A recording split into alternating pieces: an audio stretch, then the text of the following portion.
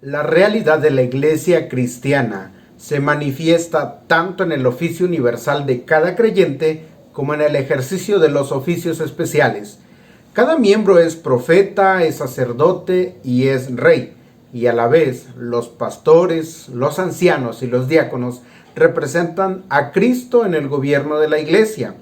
La consideración de cada una de las funciones especiales de cada uno de los oficios especiales aumentará nuestro aprecio por la Iglesia y sus deberes, como también nos ayudará a entender mejor el modelo bíblico de su gobierno. Consideremos en este pequeño video entonces al anciano docente, o como comúnmente le llamamos, pastor. Primera de Timoteo capítulo 5, versículo 17 dice: los ancianos que gobiernan bien sean tenidos por dignos de doble honor, mayormente a los que trabajan en predicar y enseñar.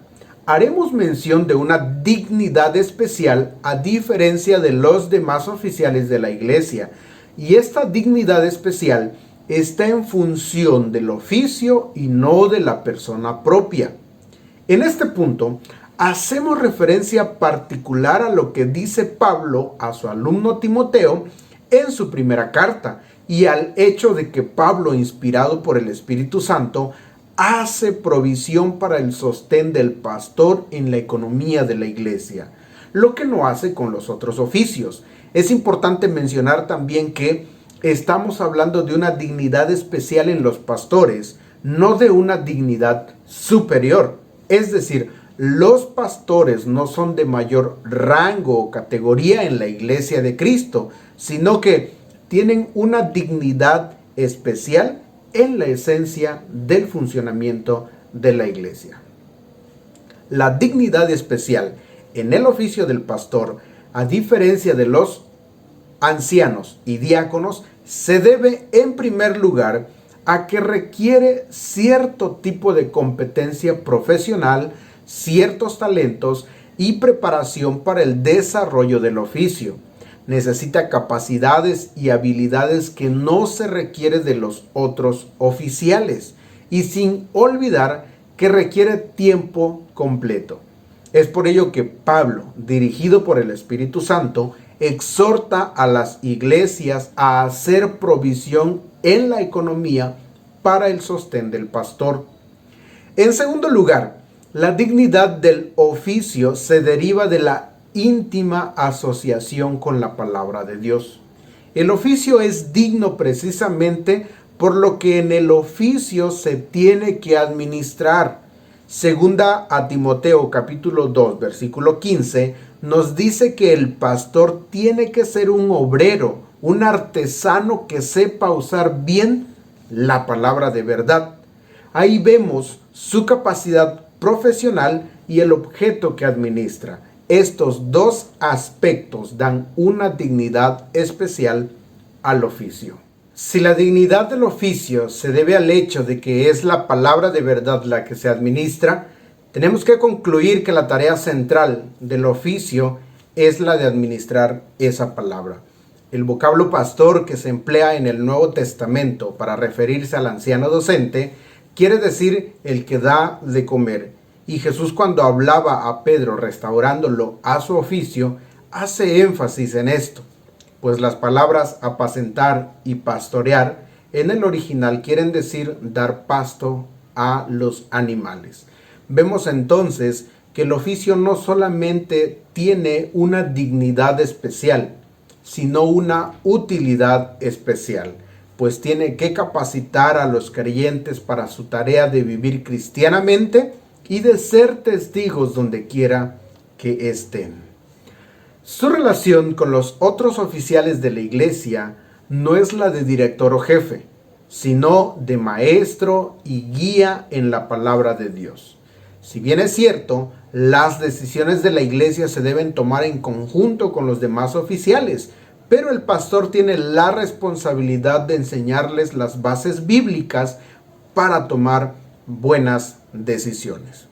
El pastor también no puede alimentar al pueblo de Dios sin ser diligente en sus estudios, es decir, tiene que adiestrarse en las artes de pensar y expresarse. Tiene que leer mucho la Biblia y sobre su propia cultura y sobre el pensamiento en general. La tarea central del pastor es la de alimentar a la congregación enseñándoles la palabra de Dios. Es importante mencionar que hay algunos peligros que pueden resultar de una nociva cooperación entre el pastor y la congregación. Es importante mencionarlos para evitarlos. Mencionaré por lo menos 3. 1. Que la congregación considera al pastor como jefe o director de la iglesia. La autoridad del pastor viene de la ministración de la palabra. Por lo tanto, la congregación no obedece al pastor por ser el pastor, sino a la palabra que éste administra a la congregación. El segundo peligro es dejar que otras actividades ocupen sus energías, tiempo e intereses. En muchas congregaciones exigen que el pastor se ocupe de todo, menos de la enseñanza y la predicación. Esperan que sea un poco de todo, como algunos lo llaman, el hombre orquesta, pero no exigen que se dedique al estudio y a la enseñanza. En muchos lugares, el pastor tiene que supervisar la limpieza del templo, hacer el boletín, preparar los elementos de la Santa Cena, comprar los himnarios, incluso pagar los recibos de la luz y el teléfono. Las congregaciones no deben permitir que el pastor se distraiga de su tarea central por cumplir con tareas que otros miembros pueden hacer y que quizás lo pueden hacer mucho mejor. El tercer problema o peligro es el de actuar como si la iglesia perteneciera al pastor, como si éste fuera su dueño. Querer controlar sus finanzas, comprometer a la iglesia sin el consentimiento de ella, tomar decisiones que solamente la congregación puede tomar, hacer el trabajo de otros oficiales, etc., son algunas de las maneras en que el pastor, a veces con el consentimiento de la iglesia, se apodera poco a poco de ella. Algunas iglesias permiten esto porque les resulta más fácil. Sin embargo, el ministro tiene que reconocer que él tiene que servir a la iglesia en el ministerio de la palabra como su tarea principal. Que este video sea de bendición para tu vida y de edificación para la iglesia. Amén.